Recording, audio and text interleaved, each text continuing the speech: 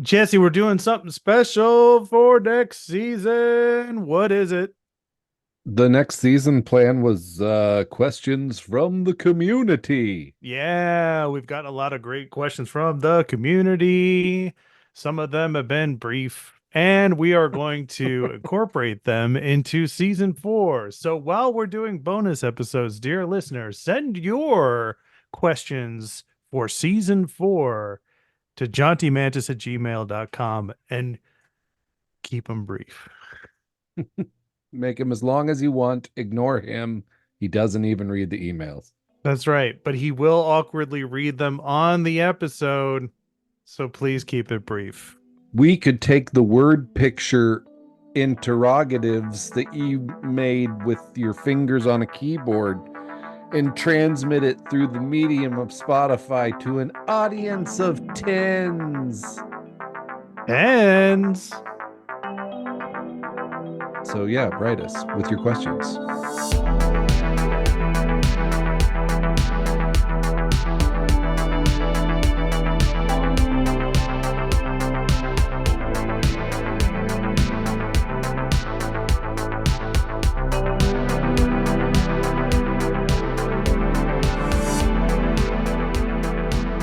Someday I'm going to open that email box and there's going to be another email. There was an email in it once and it was whoa, like an actual email to us, not a marketing email. And I was so excited. I was so excited. And we will answer that question someday. Chris, who loves the Forgotten Realms, by the way, that man loves him some realms. yeah, because the realms are awesome. I can say that now because I keep playing Baldur's Gate 3. I'm in the middle of an all rogue run. Have you considered getting a smiling Ed Greenwood tattoo on your bicep? Who's Ed Greenwood? The creator of the Forgotten Realms. I think you just answered your own question right there. So that's a yes, because now you know. Yes, Money where your mouth is. Jerry Greenwood, I'm getting your tattooed face on my fucking face. I'll get Chris to send you the reference picture from his Ed Greenwood tattoo because that's how much he Awesome. loves the Forgotten Realms. Chris, send it in and I'll get Ed Greenwood's face tattooed on my face. So I can walk around going, "You're the man now, dog." So here's a question that I have about Forgotten Realms, real quick. Yeah, let's hear it. This And is I a don't think we bonus have an episode. answer, Oh. but I wonder, and this is Mhm. probably a Google search away, Sure. like Ed Greenwood, creator of the Forgotten Realms, was this all stuff from his home campaign and they just traveled everywhere, or he ran 10,000 home campaigns? Or did he just keep being like, huh, I wonder what's next to that border and writing it in? I have no idea, but it's so expansive. Like the Hmm. Sword Coast and all that stuff where Baldur's Gate 3 takes place is like a tiny part of the Hmm. realms. I mean, I imagine he did the majority of the initial heavy lifting from his own, world building for his home campaign, as you put it. And then when he sold it, I'm sure, various a gaggle of writers over the years were like, "Well, what's over here, Ed?" And he was like, "Oh, that's this place. They do these things there." And they're like, "Cool." That's a pretty spot on impression of a person you've never heard speak. Yeah. Did you ever think of creating um I mean, oh God, all nerds have to have done this at some point, a vast expansive setting like that? Like Oh a yeah. and just write a fucking Bible, and then put it up on your live journal? Langan had one. Oh yeah? What? Yeah. Langan has an Ed Greenwood style Forgotten Realms-esque I think it origin was campaign world?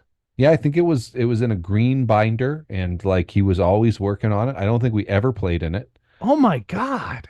Are you Yeah. serious? Why are Yeah. we not playing in this right now? Because he wrote it when he was in middle school and it's probably awful. I don't No, it's probably fucking perfect. Are you kidding me? I've done this recently just as an excuse to use like the dungeon mapper stuff I got on a humble bundle Hmm. where like the map scaled from empire scale hexes of 24 miles per hex to like kingdom at 6, and then Yeah. populating all the cities and stuff and using tables. And I'm like, why am I doing this? Yeah, like if a world farts in the forest and nobody's there to you know what I mean? Like I think that's the biggest problem with any home brewed campaign setting is like if nobody plays in it, it doesn't matter, right? Like there's only so many Ed Greenwoods in the world. You know what I mean? And there will only be so many Ed Greenwoods throughout time.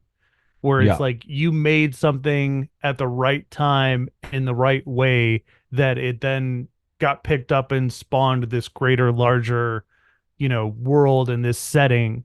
I mean, how many more times do you think that that can happen?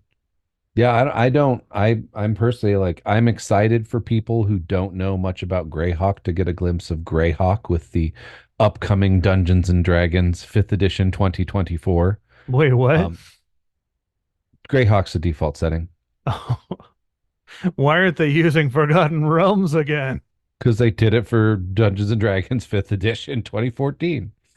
Yeah. Oh, let me guess. All the nerds out there, all the grog nerds are super happy, very pleased, no notes about this.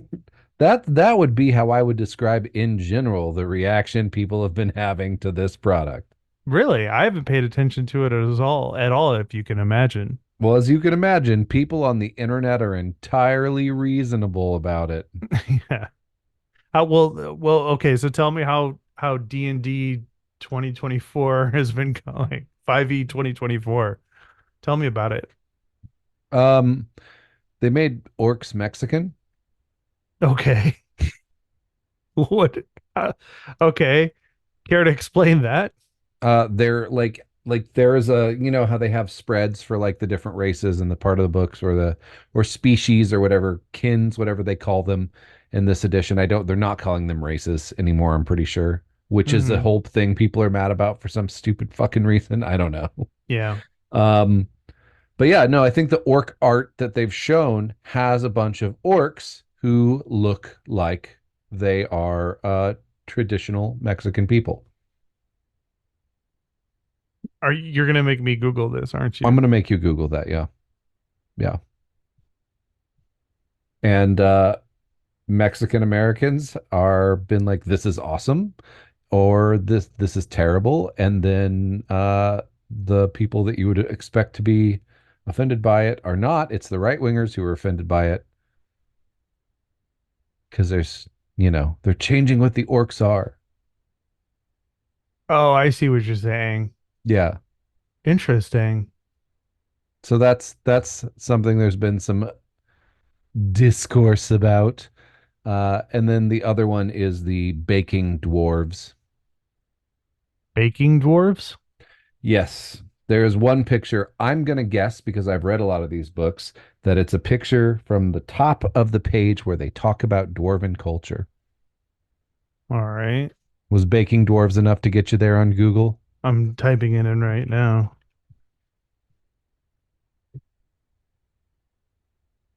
I don't think this is what we intended. I think I'm on a list now. Oh dear. All right. Well, describe what you see in graphic I detail. don't want to get put I don't want to get banned from Apple Podcasts. All Oh, right, okay. let's try again. Baking Dwarves D&D 2024. All right. I see an image of a forge and a guy serving cookies with mitts on. Yeah. Is that Yeah. what you meant? Do you see the other dwarf that's smiling at him in the picture? Yeah. Do you see their tattoos? No, the picture's not. Let me see if I can get a larger picture. I can't make out what the tattoos are. The Sorry. tattoos are the other's beard. Oh, that's really cute. I know. Yeah, I could see It's that charming. now. It's lovely. And then people are like trying to criticize this picture. They're like, it doesn't show adventure. That's the problem I have with it. Not that there's two pretty clearly gay coded dwarves like making cookies together. Like it's that it doesn't show adventure. And I'm like, oh, y'all are just telling on yourselves. Like I saw this and I wanted to go back through every edition I had and find pictures of things that weren't adventure and be like, just Yeah. like this. There's plenty of images from D&D's many editions and many different splat books and that show dwarves not on adventures specifically. Yes. Um No, it's because they're gay. I think people are mad because they're gay. I mean, look, I think it's a little bit more than that too. I think it is what you're saying it is, but I think it also represents I'm struggling to come up with the term. I once asked you what cozy fantasy was.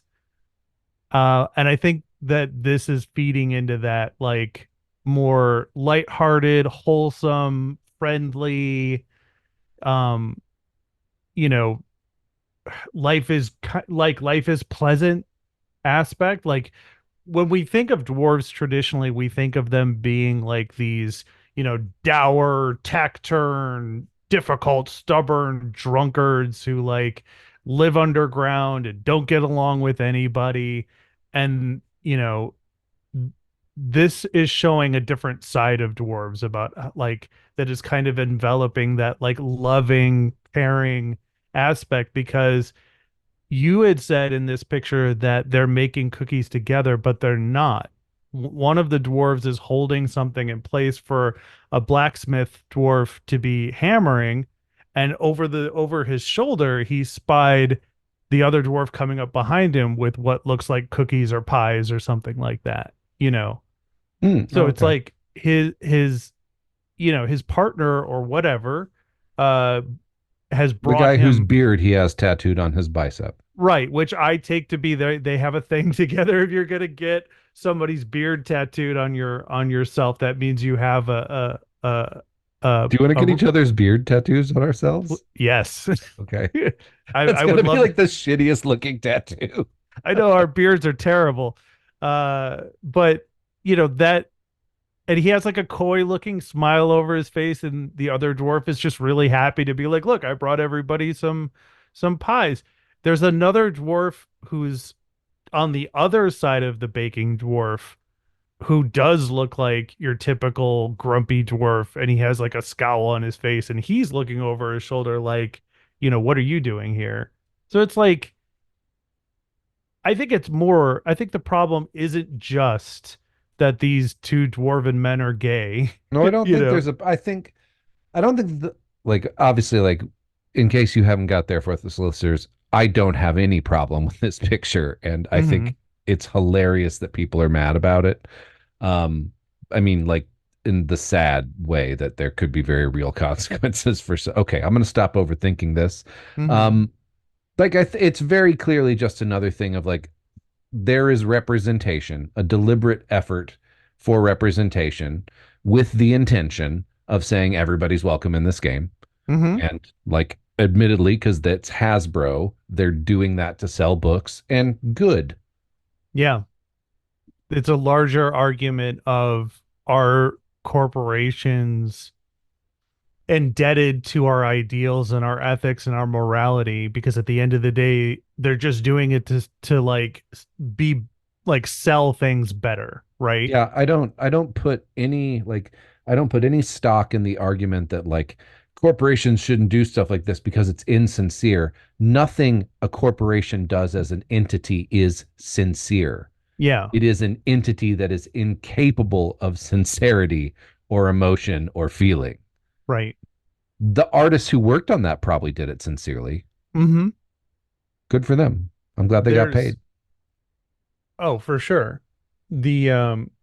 The real problem here is that um it's like it's a little it's like you have something that admittedly some people don't like, and then you have the distrust of it being like they know what their relationship is with the company that made this product, right?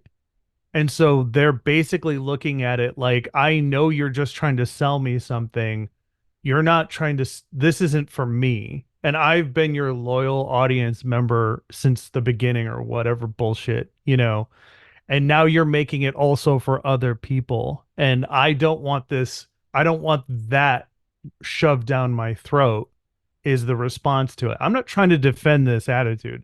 I've I have asked for explanations behind this, and this is what I've been given is people who are opposed to this picture and this idea in their gaming book.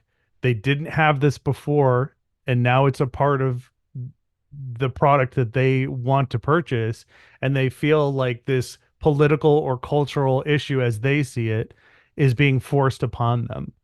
Like, unfortunately, there's just going to be a percentage of our population that sees representation as a bad thing. The Yeah, good news is that they are dying out, like progressively. They'll always exist in our culture. They'll they can always die exist in our mad. society, but that is an ideal that is dying out. Like look at look at when gay marriage was legalized, right? Like Obama up to that point had said like, look, I'm a Christian. I think everybody should be happy. I don't think that I think a man and a woman should be together. I'm paraphrasing for what his whole thing was. And there was a lot of struggle around finally getting it done. But after it got done, it got picked up so quickly by the rest of society, American, at least American society, you know. And yes, you have detractors and you have hateful people online who, make other people miserable. But like we are making such significant progress as a society in this aspect. I don't know that society picked it up so fast. I think the law changed to match where society already was. That's a great way to put it. Yes. Yes, I think you're exactly right. And so, you know, if you're looking for something grittier, there's plenty of games out there for you. Like D&D should be wholesome and inviting. And Yeah, go play Morkborg if you want something dark.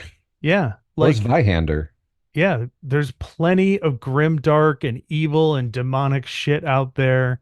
And Cairn, Shadow of the Demon Lord.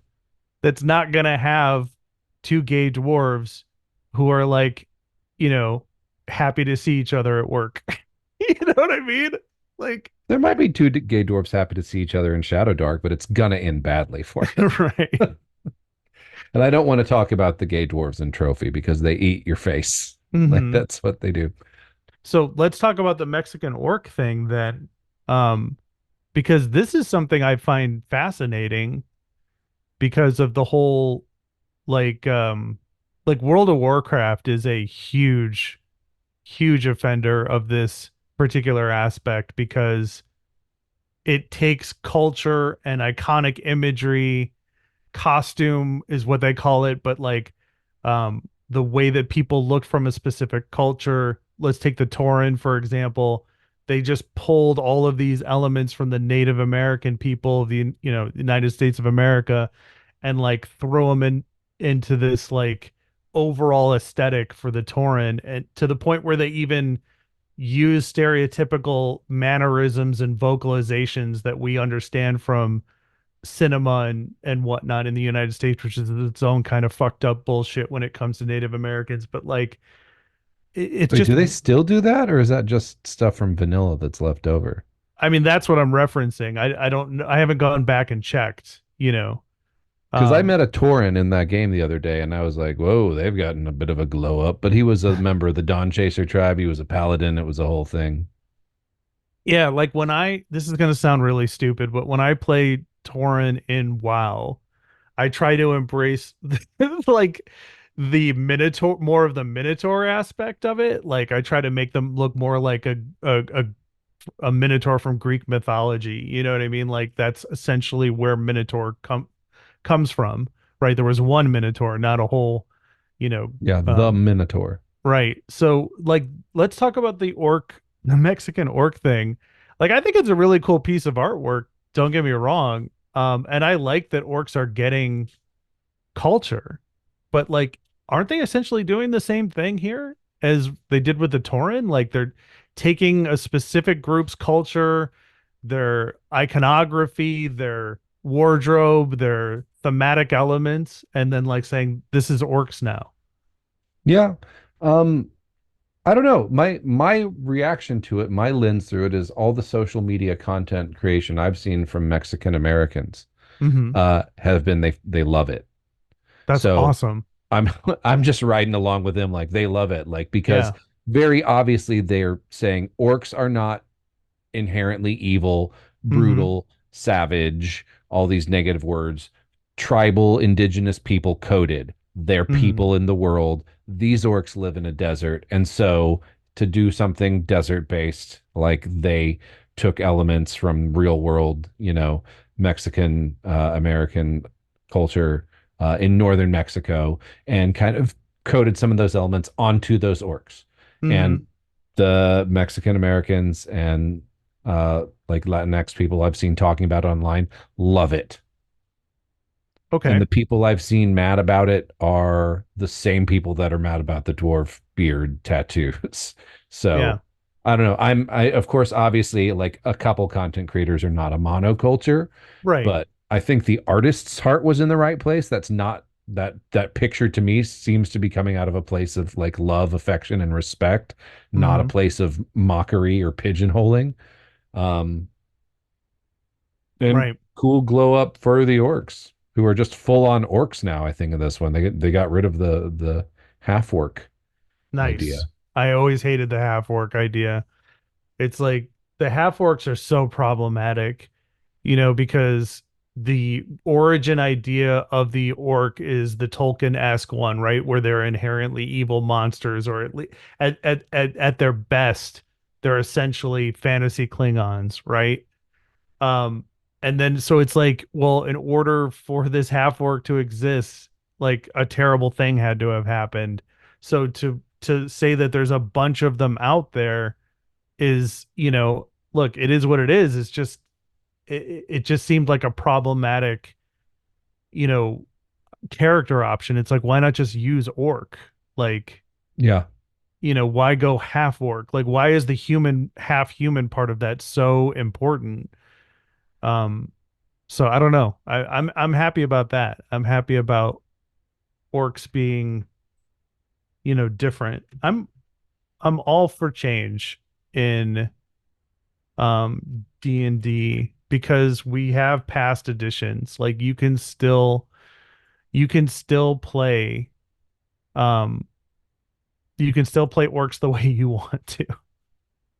Like nobody's taking that away from you. If you still want them to be inherently evil, you know, they can still be that. It's a game of Yeah, but if imagination. you code those inherently evil orcs as like tribal real world peoples, Hmm. and that's the thing for a long time that like why I wasn't listening or wasn't hearing on that, why people were upset with it. I was just like, my attitude was like, there's so many more important things you could be upset about than this.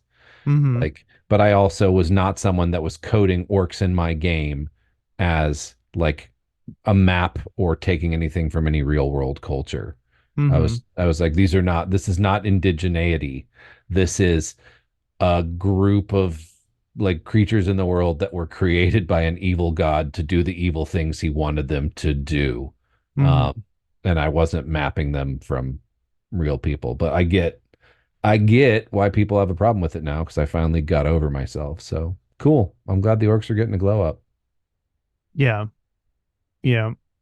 I'm looking at some of the comments that people have put on, you know, some of the places this picture is shown up, you know, and I think people just want their orcs to be gritty and evil and bad, you know? Like, is there something inherently wrong with you saying, like, look, I play a fantasy game with my friends, we eat pretzels and drink beer, and we want the bad guys to just be bad guys, and orcs are just evil monsters, and that's the whole point. Like, why are they getting a culture? Why are they, you know, why are why are you framing them in this other way? Is that inherently wrong? Oh, I don't know. I mean, because yeah, like if it causes problem for people at your table, then yeah. In our group, Hmm. it doesn't cause a problem for anybody at our table to have like orcs, like in my Rifts game, the vampires, there's nothing redeeming about the vampires at all. Mm-hmm. Mm-hmm. Like they are literally an extra, like extraplanar parasite that has begun to infest Earth. Yeah. Um, they don't have rich inner lives. And what if somebody from our audience like wrote in hypothetically and was like, Jesse, like vampires are people too. Like, haven't you ever seen the fucking movies? I would laugh. They're not playing in my game. Mm-hmm. Like So and like you, vampires aren't real. Like fundamentally, yeah, but they're orcs aren't not real real. either. Orcs aren't real either. Yeah, I know. This is my, you know, Yeah. I could see both sides of it. I don't have a problem with in like, the last time I used orcs in a game was that Lizard Man game. You those guys guys were cool. I you loved guys them. you guys were playing Lizard Man characters and you finally like the tribe had finally left the marsh and you guys had encountered orcs. Why were they cool? Uh, they were fierce and uh honorable, and like we felt a kinship between our cultures, but there were a lot of differences, but I don't Hmm. know. They were on a hunt. We were wary at first. They seemed like they might actually pose a threat to us, but Yeah. they taught us how to smile. Yeah, I modeled part of their mannerisms after dogs or wolves, I guess I should say, where it's like they're constantly showing you their teeth. And orcs have very, they have fangs and very sharp teeth. And I don't know if I described them as being like wow orcs that have like tusks and shit. I don't know if I remember doing that, but like, every time this is a game over Zoom, and every time the orcs were talking, I was smiling like had this huge smile on my face and I was telling my player characters like, hey, there's like it looks like they're just smiling at you with this eager look in their eye, and you come to realize that like they're showing you their teeth, like they're showing you that they're dangerous and they're excited about it, and that like at any point in time this could go south and they could start, as soon as bloodshed happens, like they're here for it. Yeah, and then we started doing it back to them because we thought it was Yeah, like which just was what the they right did. move. Which was the We right move. except Yeah. we didn't have that joy in our eyes because we're lizard people. So it's just like dead shark eyes, Yeah. scaly mouth part peeled back, bangs. And those orcs like had a culture of honor and combat, and not in the sense of like necessarily, you know, their respect for the lizard men characters where like they viewed them as like little brothers until they fought with them side by side, and then the player characters had gained their respect. Yep. you know. But that was adding culture. That was adding more than, they're just evil. Orcs are basically the stormtroopers of J.R.R. Tolkien, right? They're just like stupid, misfiring, disposable soldiers. And what makes them the threat is there's so many of them that they'll overrun you, right?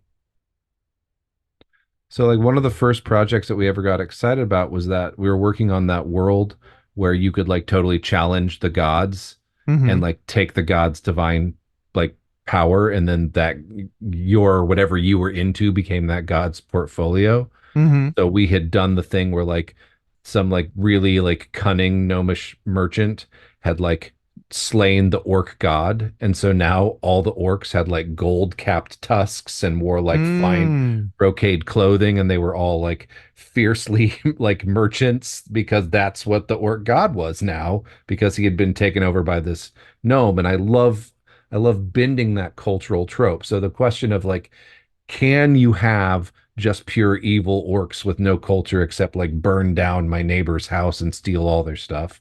Yes, you can, but I think you also can't say, I'm mad when someone wants to do something different with it. Right.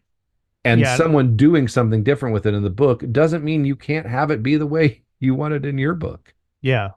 I think that's my biggest problem with it is like I don't have an issue with people who want their orcs a certain way. My issue is like, why can't you just let other people try other shit as well? Like, it's your imagination. At the end of the day, it's your game. Like, you can There's like either let this 15 happen or books. not. Yeah. There's like 5, 6 editions where the orcs are evil. You can use that idea Yeah. like with the mechanics of the new game if you want to, Yeah. but it is deeply suspicious when you're like the only way they can be.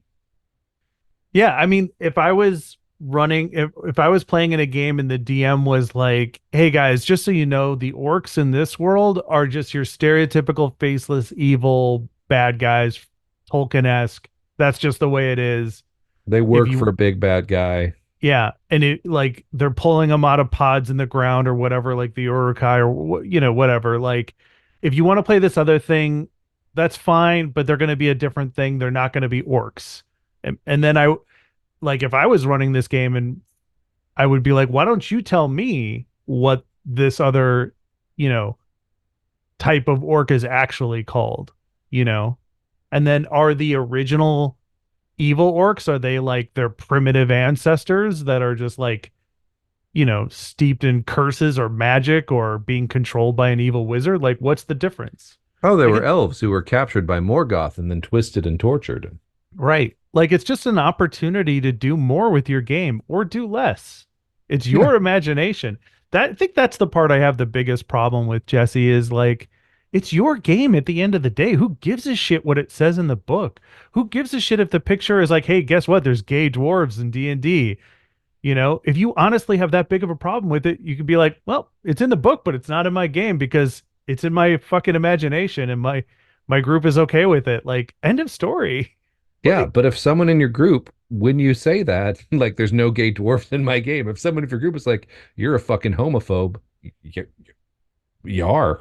I mean, that's fair, but like I would even posit that you shouldn't be gaming together then. Yeah, you shouldn't. Like, you know, if you want to play a gay dwarf in my game, like I'm excited about it. Like I love the bearded tattoo idea. That's really creative. Props to whoever came up with that. Yep.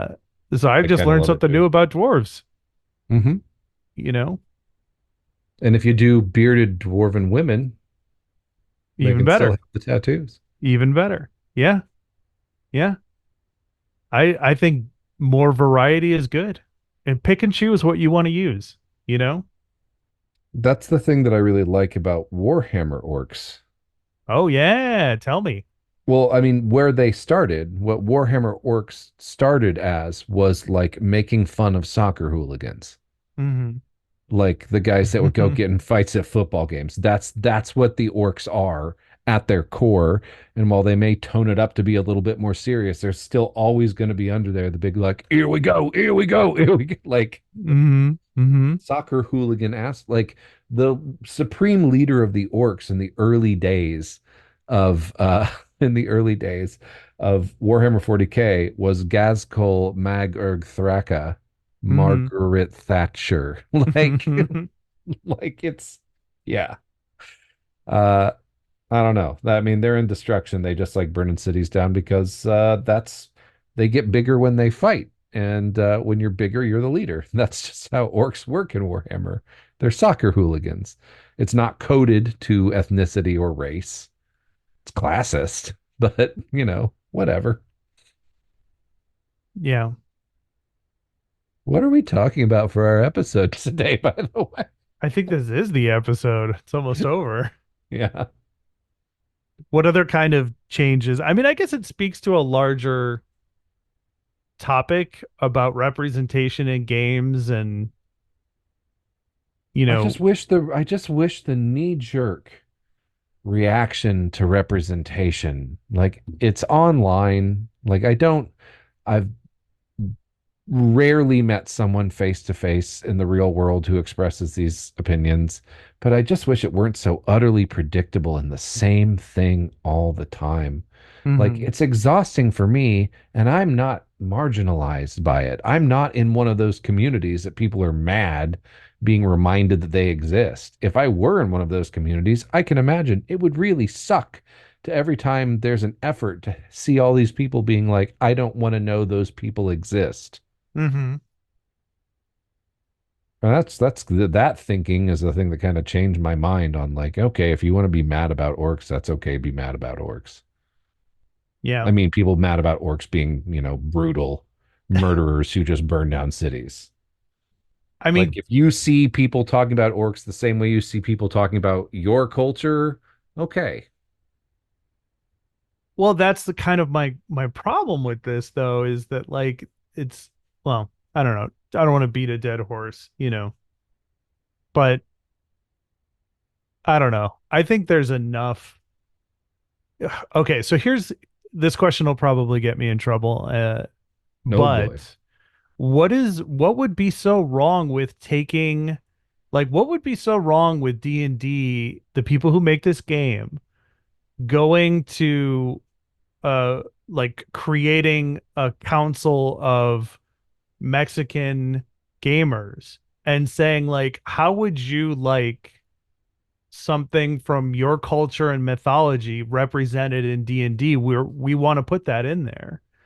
Like, why use orcs? I guess that's the part I don't understand, is like, why not use something from Mexican folklore and mythology?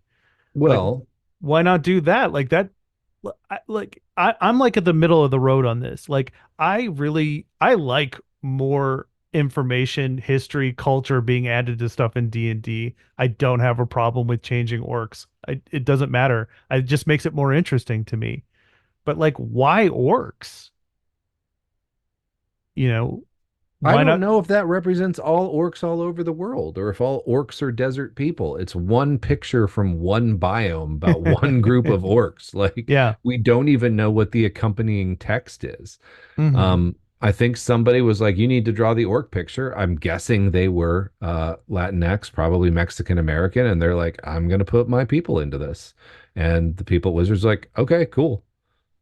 I mean, Yeah. like as far as like people of color and minority groups like doing things like that's what Journeys Through the Radiant Citadel is. Hmm. Like it's sort of like that council, like how do you want your culture in D&D? Oh, Yeah. here. I wish that book was bigger. Like Hmm. I wish, like, the more I read about those, like, the more I see people of non-European descended cultures creating gaming supplements based on their culture and then inviting me to read them and play in them, the more Hmm. I'm like, oh, this is so amazing. Like did I tell you, I told you about the Thousand Islands project? Yeah, we talked about it on this podcast, a Oh, bonus okay. episode. Yeah, like that is like one of the coolest books I've ever read, Yeah. or series of zines I've ever read. Sorry.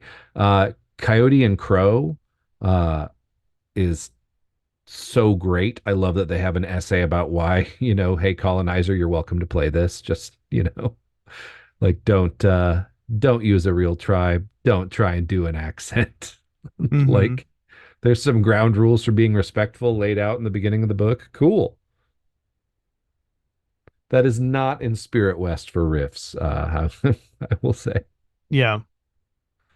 Um, but yeah, I mean, I just like it's more ideas about how to tell stories with role-playing games. Cool. Hmm. It doesn't take anything away from me at all. Like I Yeah. lose literally nothing. Like one of the pictures I saw about this with that the dwarf picture going back to that one is just like fantasy art used to be cool, now it's this. And the it used to be cool was a picture from an Elric novel where there's Hmm. like a bikini lady holding on to his leg while he holds a sword up. And they're just like, why is it all so political these days? And I'm like, how can you look at a picture where half of the human population is reduced to being an object of desire clinging to the hero's leg and think that's not political? Hmm. I just don't like the level of blindness is staggering. But yeah, they can die mad. Yeah, I don't have a problem with the object of desire aspect of it. I just want it equally represented. Like, I don't have a problem with the damsel in distress story concept. I don't have a problem with the scantily clad person. Historically it's been a scantily clad woman who's basically sex furniture. I get that part. I don't have a problem with sex. I try not to kink shame. I don't consider myself a prude. I like sexuality, you know, in context. And if that's the thematic element of that setting or that idea, I'm all here for it. I just want to see it applied across the board. I want to see the same thing represented with, like a badass woman barbarian, with, the object of desire being, like a model-esque man who's, clinging to her leg or whatever, or two men or two women or all sorts of people. Like, I just want it applied across the board. Like, I do want an element of grit and darkness and danger and desire in my Dungeons and Dragons, not necessarily Dungeons and Dragons, but in my fantasy role play. Like, that's kind of the origin of where the hobby has come from. I think if as long as it's done across the board and mostly with respect to everyone, I think it's acceptable to be there. What do you think of that? I don't know that it can be. How so?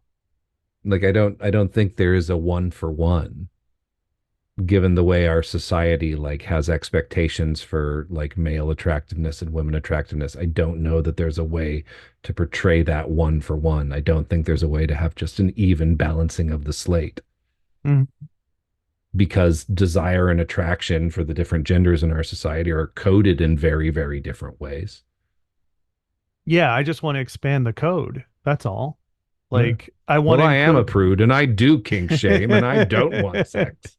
like to bring up World of Warcraft again, it reminds me of like the early armor models from vanilla, and there were a lot of female gamers who were like, I don't have a problem with the fact that like I have armor in the game that like is bikini-esque or whatever.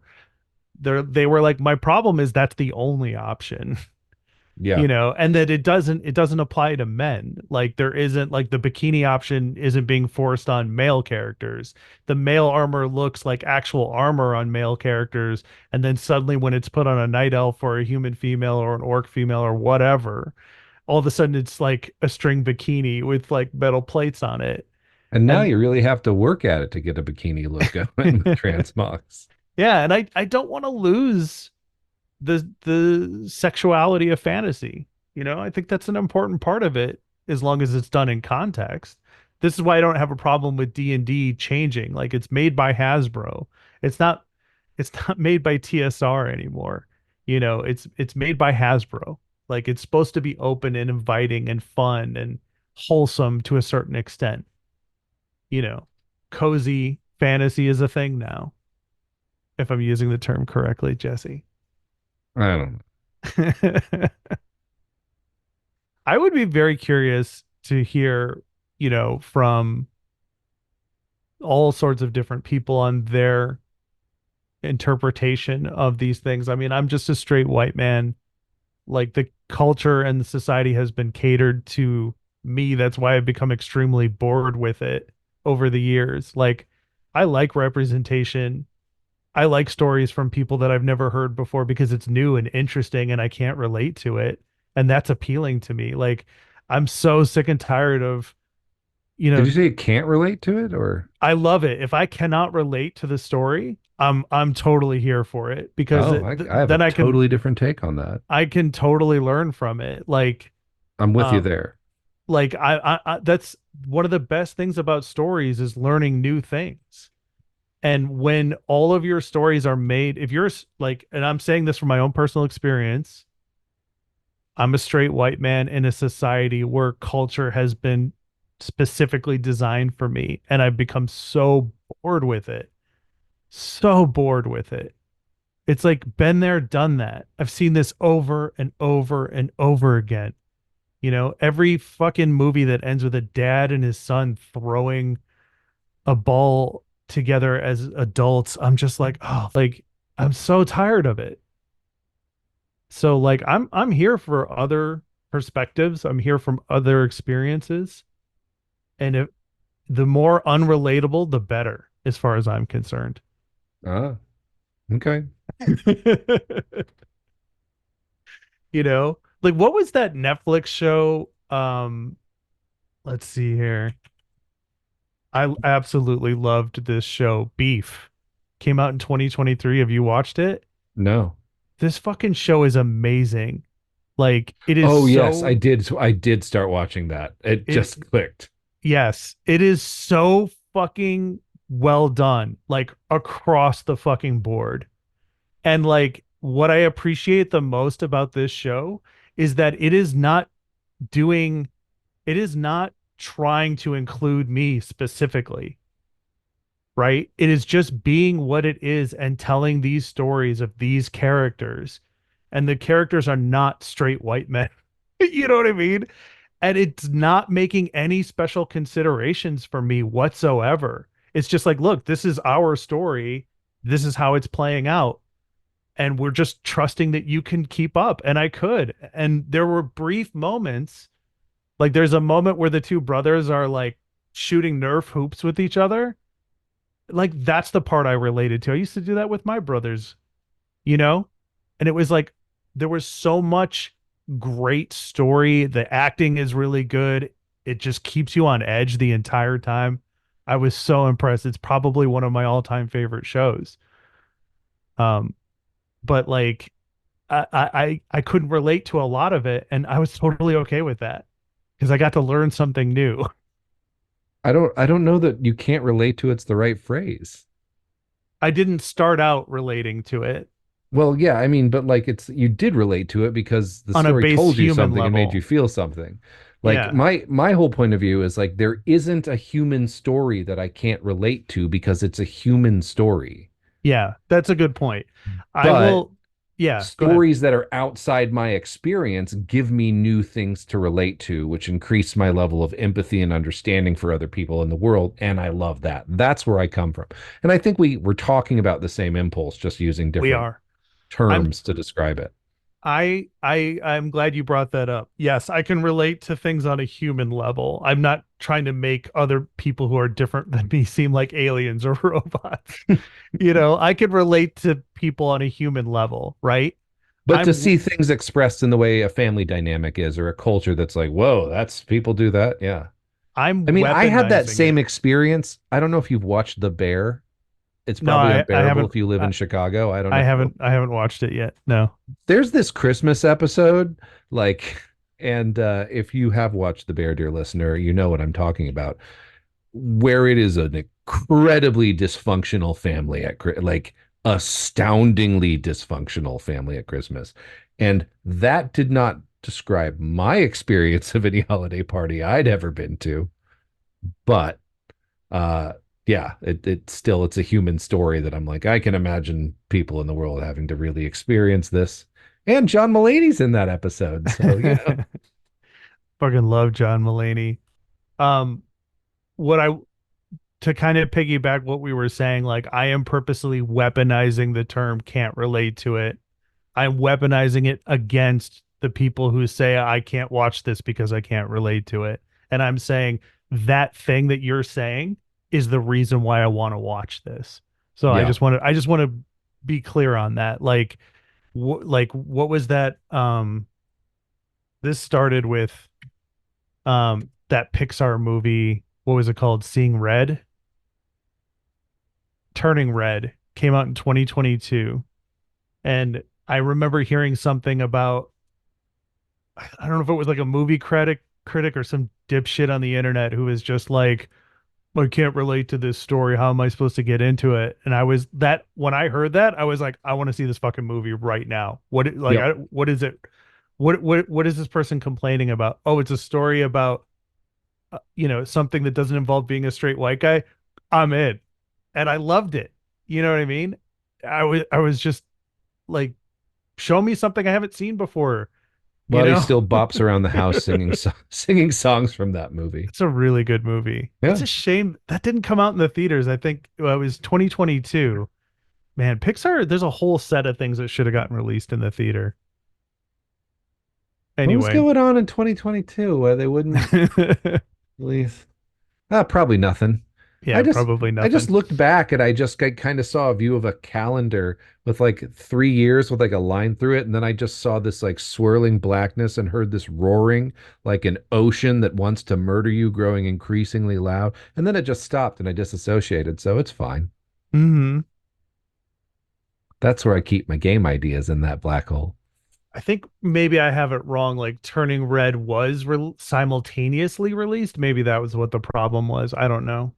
Anyway, No, um, it's a great story. I mean, like, is it in my experience to be like a middle school age girl with a crush on all the boys? No. That is not my experience. You know what? I can relate to it though, because it's a human experience. yeah, yeah. Like, I loved it, man. I loved it.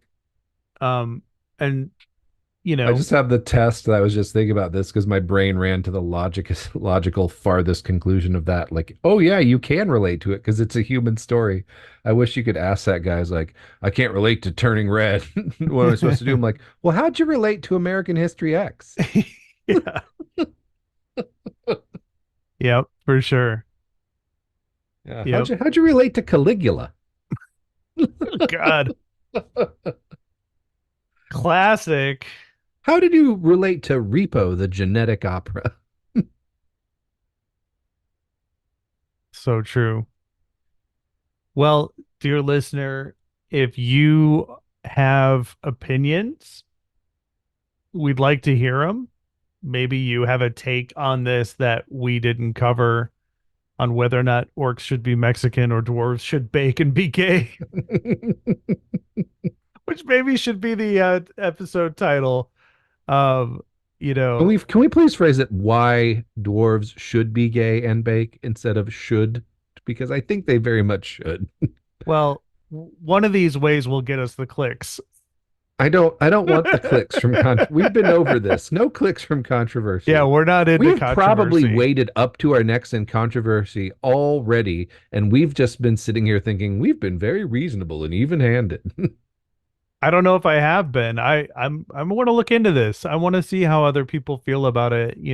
One of the things am interested in is other people's opinions. So if you have an opinion, dear listener, send it to us at jauntymantis@gmail.com. If you are a gamer, who is not a straight white guy, like let us know. Shit, even if you are a gamer who is a straight white guy, let us know. That seems to be our bread and butter here. I've seen our demographics, the three of you. We appreciate you. Yeah, so I guess mom, write in, tell us what you think. Yeah, mom, you can write too. Yeah, but I'd be very interested in our listeners' opinions on these matters. Does this ruin the game for you? Can you still have D&D the way that you want it? Can you just let a book have something in it that you may or may not like? Like I get it. Maybe you wanted orcs to just be the, inherently evil creatures that you remember from Tolkien. Can you just bypass this and let it be in a book and still have your game the way you want it? I don't know. But until And if you then, can't, what's wrong with you? I don't know if there's anything wrong, but I think it's fucked up to some of the things I've read online are wrong in my opinion, but hey, everybody gets their opinion. I'm going to go out on a limb and say, in the year of our Lord 2024, if you can't stomach the idea of a book where every picture doesn't look just like you existing, what's wrong with you? This is my keep it brief. Yeah, this is your keep it brief. All right, Jesse, is there anything else for this surprise bonus episode? I had thought we were going to talk about lower decks. That's what I planned to do a bonus episode about, but here we are nonetheless. Oh shit, we just got to talk, and well, we can talk about lower decks next time, and then we got to talk about the alkalite too. Oh yes, the acolyte. Yep. And then Yep. I got a question that I was talking about today at work with the listener of the show. What's up, Oh, Jenny? How's it going? should we save it for Yeah, season we should 4? save it, but Did preview you of something we might talk about in season 4. Um, how do you run and create NPCs that are meaningful? I think that should be in season 4. Yeah. All right. And listener, again, if you have a question for us you'd like answered in season 4, jauntymantis at gmail.com. And So until, get out there and play some fucking games or some shit. I don't know.